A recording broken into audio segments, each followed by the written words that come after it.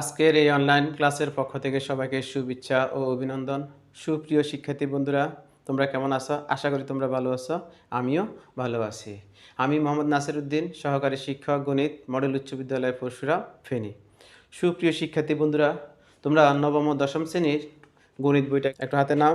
দেখো, এই গণিত বইটার 6টি পৃষ্ঠা রয়েছে। দেখো, প্রথম পৃষ্ঠা আর শেষ পৃষ্ঠা। দৈর্ঘ্য বরাবর 2টি পৃষ্ঠা রয়েছে, প্রস্থ বরাবরও 2টি পৃষ্ঠা রয়েছে। এই গণিত বইটার 6টি পৃষ্ঠা পেলাম। গণিত বইটার দৈর্ঘ্য আছে, প্রস্থ আছে, উচ্চতা আছে। আবার গণিত বইটা যদি তুমি কোথাও রাখো, দেখা যাচ্ছে গণিত বইটা কিছু জায়গা দখল করে। তার মানে এই গণিত বইটাকে আমরা বলবো ঘনবস্তু। গণিত বইয়ের ঘনবস্তু বলতে আমরা বুঝি যার দৈর্ঘ্য আছে, প্রস্থ আছে, উচ্চতা আছে এবং যার 6টি তল রয়েছে এবং তাকে যেখানে রাখা হয় সে একটা জায়গা দখল করে। তার মানে আমার এই বইটা হচ্ছে একটা ঘনবস্তু। এখন ঘনবস্তুটার আকৃতিটা কীরকম ঘনবস্তু? দেখো, তোমার বইয়ের এই প্রথম পৃষ্ঠাটা যদি আমি একটু খেয়াল করি বা তুমি একটু খেয়াল করো, দেখো এই ঘনবস্তুর এই বইটার 4টি বাহু আছে। দৈর্ঘ্য বরাবর 2টি বাহু, প্রস্থ বরাবর 2টি বাহু। এই দৈর্ঘ্য প্রস্থ বরাবর 4টি বাহুকে যদি আমি একটা চতুর্ভুজ কল্পনা করি, তাহলে এই চতুর্ভুজটার বিপরীত বাহুগুলো, অর্থাৎ এই বইটার প্রস্থ বরাবর বিপরীত বাহু, দৈর্ঘ্য বরাবর বিপরীত বাহুগুলো সমান।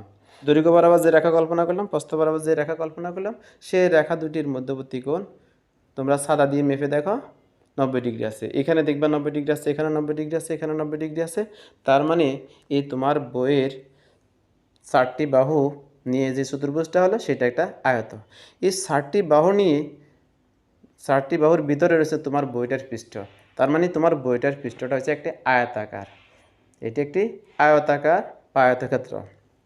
এখন তোমার বইয়ের প্রথম পৃষ্ঠটা যদি আয়তাকার হয়, শেষ পৃষ্ঠটাও সেমভাবে বলা যায় এটাও একটা আয়তাকার। দৈর্ঘ্য বরাবর এখানে আমি আরও একটা আয়তাকার তল পেলাম, এইখানে আমি আরও একটা আয়তাকার তল পেলাম, প্রস্থ বরাবর এখানে পেলাম, এখানে পেলাম। তার মানে এই বইটাতে 6টা তল রয়েছে, 6টা তলে আয়তাকার। তাহলে 6টা তল মানে 3 জোড়া সমতল। তাহলে আমরা জানি 3 জোড়া সমান্তরাল সমতল দ্বারা বা পৃষ্ঠ দ্বারা আবদ্ধ ঘনবস্তুকে বলা হয় আয়তাকার ঘনবস্তু। তার মানে তোমার গণিত বইটা একটি আয়তাকার ঘনবস্তু। আয়তাকার ঘনবস্তুর আয়তন নির্ণয় করতে পারি, আয়তাকার ঘনবস্তুর কর্ণের দৈর্ঘ্য নির্ণয় করতে পারি, আয়তাকার ঘনবস্তুর সমগ্র পৃষ্ঠের ক্ষেত্রফল নির্ণয় করতে পারি। দৈর্ঘ্য ধরলাম এ, প্রস্থ ধরলাম বি, উচ্চতা ধরলাম সি। তাহলে আয়তাকার ঘনবস্তুর সূত্রগুলো আমরা প্রথমে দেখি। প্রথমে লিখব আয়তাকার ঘনবস্তুর কর্ণ।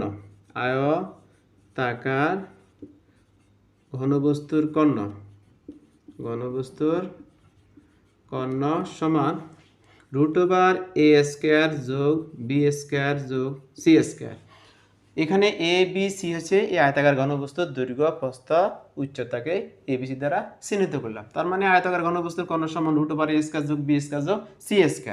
2 নম্বর সূত্র, এখান থেকে আমরা আয়তাকার ঘনবস্তুর সমগ্র পৃষ্ঠের ক্ষেত্রফলের সূত্রটা আমরা বের করতে পারি। তাহলে আমরা লিখতে পারি আয়তাকার ঘনবস্তুর সমগ্র পৃষ্ঠের ক্ষেত্রফল, ঘনবস্তুর সমগ্র পৃষ্ঠের ক্ষেত্রফল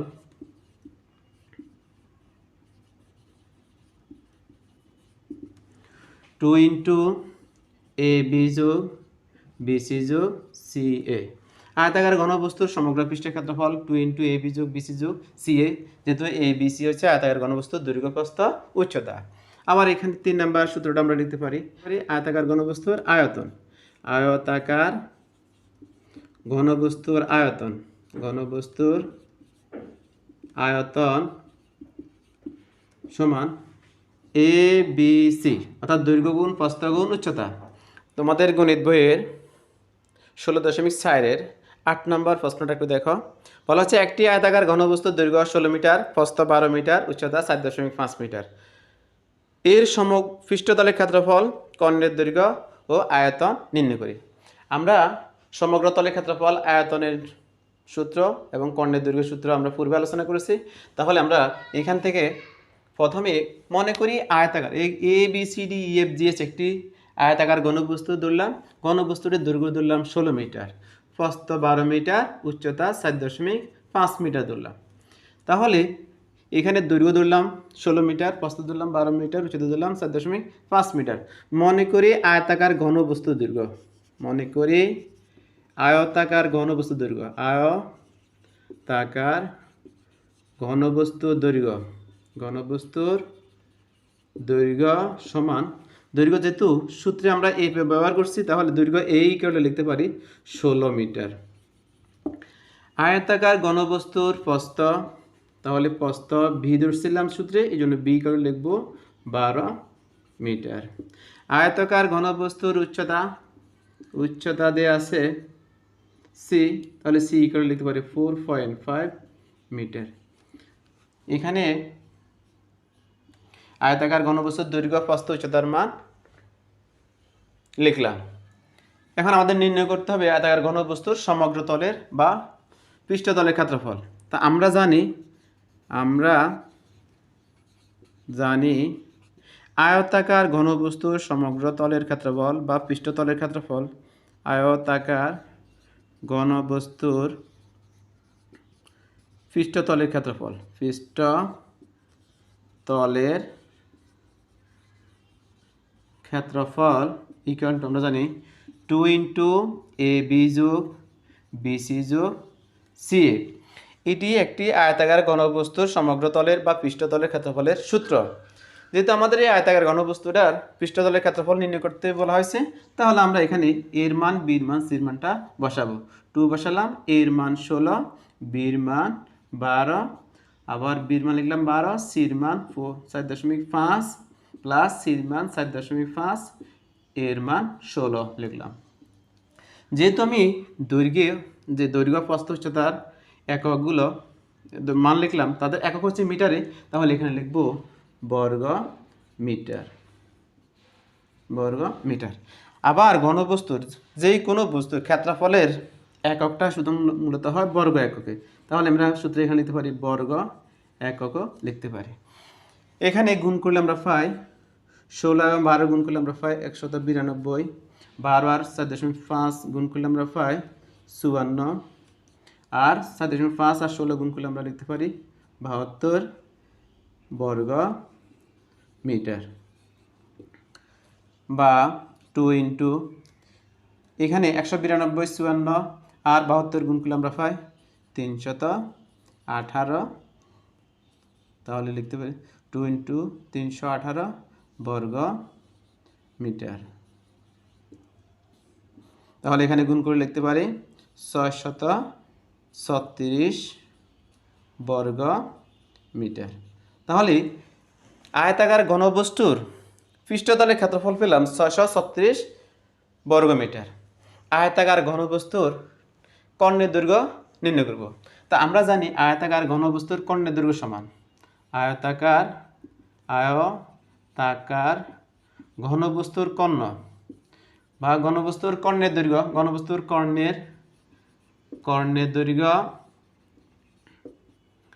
ইকুয়াল টু √a স্কয়ার যোগ বি স্কয়ার যোগ সি স্কয়ার।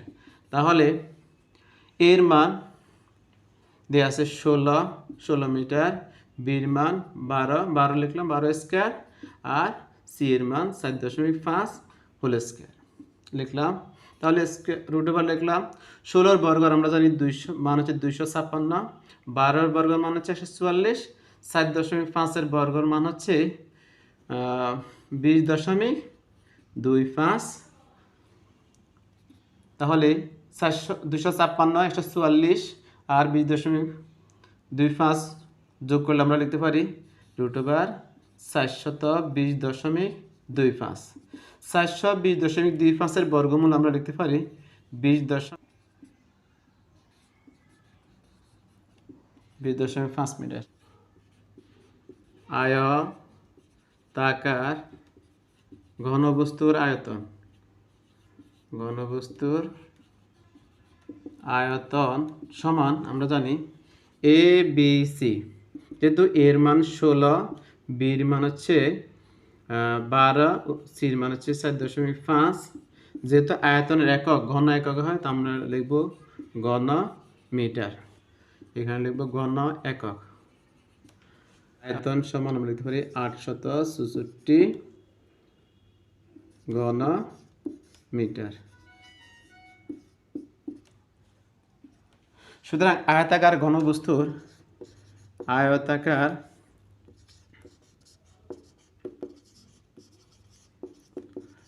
ঘনবস্তুর সমগ্র তলের ক্ষেত্রফল বা আয়তাকার ঘনবস্তুর পৃষ্ঠতলের ক্ষেত্রফল পৃষ্ঠতলের ক্ষেত্রফল সমান পেলাম 636 বর্গ মিটার। কর্ণের দৈর্ঘ্য 20.5 মিটার আর আয়তন হচ্ছে 864 ঘন মিটার। তোমার যে গণিত বইটা রয়েছে এই গণিত বইটা আমি স্কেল দিয়ে দৈর্ঘ্য মেপে দেখলাম 24 সেন্টিমিটার। আমি এটার 24-এর জায়গায় 25 ধরলাম। আবার গণিত বইটার প্রস্থ দিয়ে আছে 18 সেন্টিমিটার, আমি এখানে ধরলাম 20 সেন্টিমিটার। আর গণিত বইটার পুরুত্ব দিয়ে আছে 2 সেন্টিমিটার রাখলাম। এখন গণিত বইয়ের কর্ণের দৈর্ঘ্য, আয়তন, পৃষ্ঠতলের ক্ষেত্রফল নির্ণয় করব। গণিত বইটা যেহেতু একটা আয়তাকার ঘনবস্তু, আয়তাকার ঘনবস্তুর কর্ণের দৈর্ঘ্য সূত্র আমরা জানি, আয়তনের সূত্র জানি, পৃষ্ঠতলের ক্ষেত্রফলের সূত্র জানি। সূত্রগুলো প্রয়োগ করে আমরা গণিত বইয়ের কর্ণের দৈর্ঘ্য, তার আয়তন, পৃষ্ঠতলের ক্ষেত্রফল নির্ণয় করব।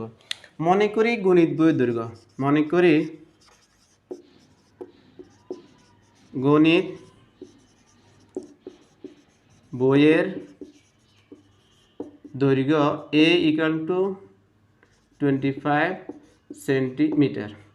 গণিত বইয়ের প্রস্থ b = 20 সেন্টিমিটার।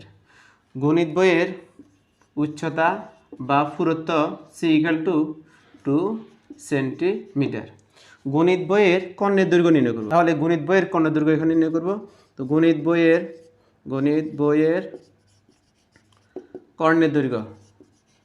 কর্ণের দৈর্ঘ্য সমান √a² + b² + c²। কিন্তু একক লিখতে পারি। এখানে এর মান 25 লিখব, এর মান 25, এর উপর স্কয়ার 25 এর স্কয়ার, বি এর মান 20 20 এর উপর স্কয়ার, সি এর মান 2 2 এর উপর স্কয়ার। যেহেতু গণিত বইয়ের কর্ণের দৈর্ঘ্য নির্ণয় করব, যেহেতু দৈর্ঘ্যের একক সরাসরি বসে যায়, তাহলে লিখব সেন্টিমিটার। এখানে 25 এর বর্গ 20 এর বর্গ 400, সি 2 এর বর্গ 4। তাহলে আমরা এখানে যোগ করে লিখতে পারি 1029। তাহলে বর্গমূল 5 32.08 সেন্টিমিটার। এখানে তাহলে গণিত বইয়ের কর্ণের দৈর্ঘ্য পেলাম 32.08 সেন্টিমিটার। গণিত বইয়ের আয়তন নির্ণয় করব। গণিত